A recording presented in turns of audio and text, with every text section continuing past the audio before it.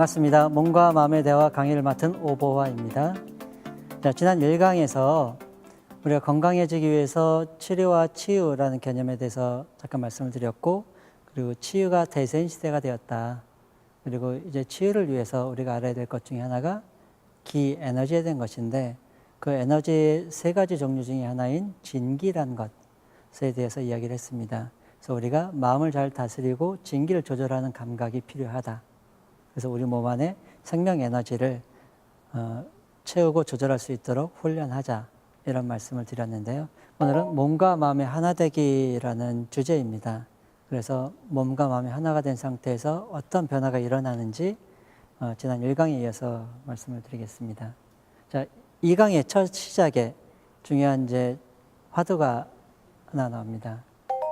진기가 있고요. 진기가 만들어지기 위해서 무엇이 필요한가? 어떻게 진기가 만들어지나? 그것에 대해서 생각하는 중요한 이제 한 문장이 있는데요. 진기는 마음이 몸 안에 있을 때 생깁니다. 라는 말입니다. 진기가 마음이 몸 안에 있을 때 생긴다라는 이 말을 이해하실 수 있다면 마음에 대한 것도 진기, 즉 에너지에 대한 것도 더 감각이 열리실 거다 생각합니다. 자, 그러면은 이 말을 이해하기 위해서 예를 들어서 이제 설명을 드리겠습니다.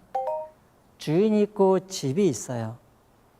근데 이 주인이 집 밖에 나가서 6개월 넘게 집을 거들떠도 안 봤어요. 그러면은 집이 어떻게 됐을 것 같으세요? 그렇죠. 뭐 여러분들 말씀하신 것처럼 지저분해지고 망가지고 뭐 여러 가지 뭐 쌓입니다. 신기한 게 깨끗하게 치워놓고 나가도 가만히 있었잖아요. 아무도 안 건드리고. 그래도 집에 먼지도 쌓이고 거미집도 쳐지고 벌레도 죽어 있고 지저분해지죠. 자, 그리고 만약에 이 주인이 집 밖에 나가서 3년 넘게 아예 집에 와놨어. 그러면 집이 어떻게 됐을까? 완전히 망가지고 폐허가 되겠죠. 사실 사람이 돌보지 않는 집, 사람이 살지 않는 집은 폐가가 됩니다. 그것처럼 주인이 있고 집이 있다. 그래서 주인이 집을 돌볼 때 그 집이 그래도 유지가 되고 특별히 큰 것을 안 하더라도 거기서 주인이 살면은 집이 30년, 40년 유지가 되는데 주인이 안 살고 내버려진 집은 3년도 못 가요. 그래서 주인이 중요하다, 이 집에는. 자, 그러면은 이것이 하나의 비유인데요. 이 주인이 사람에겐 무엇이냐면 마음이다. 마음이 주인이에요. 그러면은 이 집은 무엇일까? 네, 몸이다. 마음이 주인이고 이 몸이 집이다. 그래서 우리 말에 몸집이라는 말이 또 그런 뜻이 아닌가 생각합니다. 몸이 집이다. 그냥 껍질만 얘기하는 것이 아니라 이 몸이 하나의 집과 같다라는 의미로 생각해 볼 수 있지 않을까, 그렇게 생각하고요. 그래서 내 마음이 주인인데 주인이 집 안에 있는가 혹은 집 밖에 있는가, 이것이 중요합니다. 자, 그럼 생각해 보죠. 하루에 우리가 생각을 합니다. 하루에 생각을 몇 개쯤 하시나요? 네, 우리가 흔히 5만 생각을 한다고 하잖아요. 그래서 어떤 언어학자가 숫자를, 사람이 하루에 몇 가지 생각을 하나 하셔보니까 진짜 5만 개를 한다는 거예요. 그래서 개인적으로 이렇게 생각했습니다. 우리 조상들 대단하다. 어떻게 알았을까? 근데 어떤 언어학자는 뭐 3만 개, 2만 개 이렇게 얘기하는 사람도 있습니다. 하여간 우리가 하는 생각이 약 5만 개다. 그럼 5만 개 하는 생각이 주로 어떤 생각을 하고 있나? 그 생각들이 우리 몸 안에 머물까 혹은 몸 밖에 나가 있을까? 한번 생각을 해볼 필요가 있다. 자, 그럼 생각해 보죠. 하루에 하는 생각 중에 과거에 대한 생각을 얼마나 하시나요?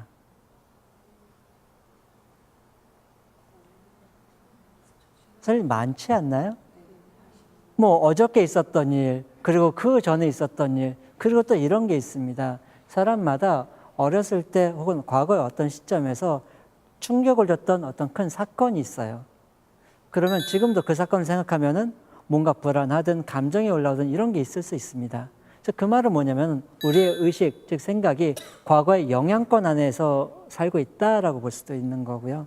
그리고 사람이 갖고 있는 생각들을 생각해 봤을 때 생각은 정보의 연결인데 우리가 갖고 있는 정보가 다 언제 생겼습니까?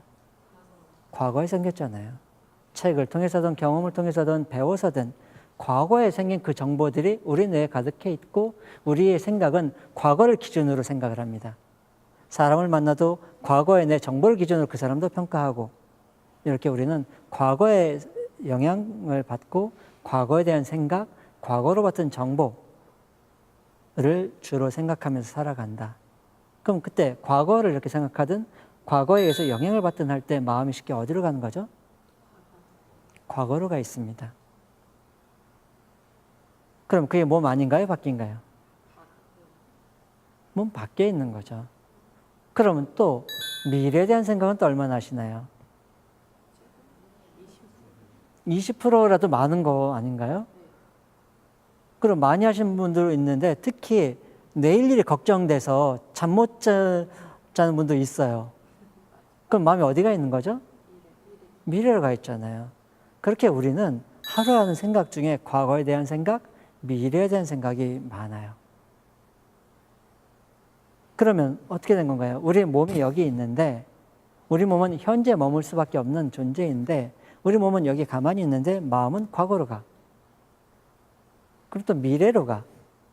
그럼 언제 몸 안에 머물까? 몇 프로나 몸 안에 머물까? 아플 때 잠시 머물죠. 근데 아플 때도 페인킬러라고 지난 1강에서 말씀드린 것처럼 아픈 걸 빨리 죽여서 잊어버리고 나면 얼른 가요. 또 딴 데로. 그렇게 우리의 마음은 몸 안에 머물지 않고 몸 밖에 나가는 경우가 참 많다. 그러면 어떻게 되는 겁니까? 마음이 주인인데 주인이 집 밖에 나가 있어. 과거에 가 있고 미래에 가 있어. 그러면 누가 몸을 돌보지? 우리 몸이 빈집이 되는 경우가 많다라는 겁니다. 자, 테스트를 한 가지 해보겠습니다. 이게 이제 외다리 테스트인데요. 저는 이제 원리를 한번 잠깐 말씀을 드리고 테스트를 해볼게요. 원리에 생각이 길을 만든다라는 원리가 있습니다. 이것을 한자로 심생기 이렇게 부르는데요. 즉 마음, 생각이 가는 곳으로 에너지, 기가 간다. 자, 그러면 좀 전에 우리의 마음이 과거로 많이 간다 했습니다. 그러면 기는 어디로 가고 있는 거죠? 과거로 가고 있죠. 우리가 내일 일을 걱정하고 마음이 미래로 가요. 그럼 기는 또 어디로 가고 있어요? 우리가 그렇게 과거로 미래로 우리 몸에 갖고 있던 그 에너지들을 빼앗기고 있고 보내고 있다. 그럼 우리 몸은 무엇이 남을까요? 마음도 나갔고 기운도 빠졌어. 그럼 뭐가 남지? 우리의 몸이 사실 빈집이 되기가 쉽다. 자, 테스트를 한번 해보겠습니다. 자리에서 일어나 보실까요? 자, 두 손을 이렇게 합장을 하시고 자, 왼발을 많이 들어 올려 봅니다. 눈은 뜨시고 자, 열을 세 볼게요. 하나, 둘, 셋, 넷, 다섯, 여섯, 일곱, 여덟, 아홉, 열. 네, 좋습니다. 다리 바꾸시고 하나, 둘, 셋, 넷, 다섯, 여섯, 일곱, 여덟, 아홉, 열. 네, 좋습니다. 네, 잘하셨고요. 이번에 이제 다른 테스트를 한번 해볼게요. 자, 똑같이 자세를 취하시는데 이번엔 눈을 감습니다. 눈을 감고 자, 이제 왼쪽 다리를 들어 올립니다. 눈을 감고 하나, 둘, 셋, 넷, 다섯, 여섯, 일곱, 여덟, 아홉, 열. 네, 좋습니다. 자, 다시 한번 눈을 감고 오른발을 들어 올립니다. 하나, 둘, 셋, 넷, 다섯, 여섯, 일곱, 여덟, 아홉, 열. 네, 좋습니다. 잘하셨습니다. 자리에 앉으시고요. 자, 눈을 떴을 때랑 감았을 때랑 언제가 쉬웠나요? 그럼 감았을 때가 더 어려웠나요? 네. 그럼 왜 떴을 때 쉬웠을까? 왜 감으면 어려울까? 사실 거의 99% 이상은 다 그렇습니다. 원래는 떴을 때나 감았을 때나 사실 같을 이유가 너무 많죠. 그냥 손발 모은 거 똑같았고 다리도 똑같이 들었는데 그냥 딱 열만 셌습니다. 긴 시간도 아니고. 그러니까 뜨나 감으나 사실은 같아야 원래 정상인데 그런데 차이가 나요. 그래서 그 차이는 왜 난다라고 보냐면은 눈을 떴을 때는 외부의 시각 정보에 의존을 하게 됩니다. 즉 마음이 어디로 가요? 외부에 내가 보고 있는 그곳으로 갑니다. 근데 마음이 외부로 나갔어요. 그런데 그때 균형이 잘 잡혀요, 안 잡혀요? 눈을 떴을 때 잘 잡히죠. 그럼 눈을 감으면 어떻게 됩니까? 외부에 의존을 못 해요. 그러면 마음이 몸 안에 머물러야 되는데 그때 균형이 잘 잡혀요, 안 잡혀요? 잘 안 잡혀요. 즉 이것은 우리의 마음이 얼마나 과거에, 즉 바깥에 많이 의존하고 사는가를 보여준다. 마음이 있는 곳에 기가 만들어진다, 기가 간다라고 했는데 마음이 바깥에 나가는 게 더 편해요. 왜? 익숙한 거죠. 바깥에 의존하고 과거로 가고 미래로 가고 마음이 바깥에 의존하는 것이 더 익숙하고 습관화되어 있다. 그래서 마음이 몸 안에 머물 때 뭔가 불편해요. 집 밖에 나가는 게 편한 거죠. 그리고 이제 몸과 마음이 이제 연결되어 있는 상태가 이런 상태가 되는 경우가 있습니다. 몸과 마음이 아직 살아있는데 떨어져 있어요. 그럼 이것을 영어로는 마인드리스라고 이렇게 부를 수 있습니다. 마인드리스를 우리말로는 뭐라고 표현할까? 마인드리스를 우리말로 표현하면은 네, 정신 나간 상태라고 볼 수 있어요. 흔히 이런 경우 있지 않습니까? 뭐 어떤 생각에 빠져가지고 내가 어디 있는지도 잊어버리고 그런데 이게 심해지면은요, 진짜 뭐 이상한 말이 나오기도 하는 겁니다. 근데 생각해 보세요. 마음이 몸을 떠나서 마치 딴 세계 말을 하듯이 막 이런 분들이 가끔 있습니다. 그럼 어떻게 됩니까? 마음이 건강한 거예요, 아니에요? 건강한 게 아닙니다. 즉, 몸과 떨어진 마음은 건강해지지 못해요. 그리고 거꾸로 마음이 떠난 이 몸에는 마음을 따라서 기운도 빠져나가요. 그러니까 몸도 점점 기운이 빠져. 건강하겠습니까? 아닙니까? 몸이 건강해지지 못해요. 그래서 몸과 마음이 떨어지면 떨어질수록 몸도 건강해지지 않고 마음도 건강해지지 못한다. 마인드리 상태가 그런 상태다. 근데 우리 이렇게 딱 걸쳐져 있는 상태를 영어로는 half-minded라고 할 수 있는데 이 상태가 일상의 상태다. 우리는 흔히 들어왔다 나갔다 이런 상태에서 삽니다. 근데 이제 중요한 한 가지가 있는데 이것이 무엇이냐면 이렇게 하나로 연결된 상태인 거예요. 이것을 영어로 마인드풀이라고 부르는데요. 마인드풀을 우리말로 그럼 뭐라고 할까? 마인드풀의 상태는 우리말로는 이렇게 부를 수 있습니다. 각성의 상태다. 우리가 흔히 외부에 어딘가 집중할 때 막 깨어있고 정신이 차려있는 상태다라고 볼 수 있지만 사실은 그렇게 나가 있는 상태를 마인드리스라고 볼 수 있다. 그런데 마음이 몸에 들어와 있는 상태는 의식이 깨어나요. 각성의 상태로 유지가 된다. 그럼 어떻게 됩니까? 마음이 몸에 들어와 있으면은 점점 의식도 깨어나고 마음과 몸이 연결된 상태에서 기운이 채워진다. 즉 마음과 몸이 연결된 그 상태가 건강해진 상태다라는 겁니다. 그래서 이 상태를 마인드풀리스라고 부르고요. 그리고 마인드풀리스를 뭐 다른 말로 번역하신 분들도 있지만 저희는 마인드풀리스를 몸과 마음이 하나 된 상태다라고 이렇게 부릅니다. 그래서 우리가 몸과 마음을 하나로 연결할 때 그때 무엇이 만들어지냐면 우리 몸 안에 진기가 만들어지기 시작한다.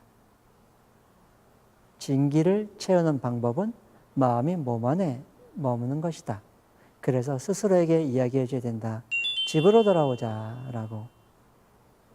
한번 해볼까요? 집으로 돌아오자. 집으로 돌아올 때 마음이 집으로 돌아오면서 몸 안에 진기가 채워지기 시작한다. 그래서 영어로는 come back home이라고 부릅니다. 마치 서태지가 come back home이라고 노래 불러서 가출한 청소년들이 집에 들어온 것처럼 자신의 마음이 가출했다. 가출한 마음을 집으로 불러오자. 자기의 마음에게 come back home이라고 이야기를 해줘야 됩니다. 그때 마음이 몸으로 들어오면 몸 안에 진기가 채워지기 시작한다. 그래서 마음을 몸으로 부르는 것, 그것이 중요한 거다. 그래서 우리가 진기를 채우는 삶은 이렇게 시작이 된다라는 겁니다. 그럼 이것으로 2강 마치도록 하겠습니다. 감사합니다.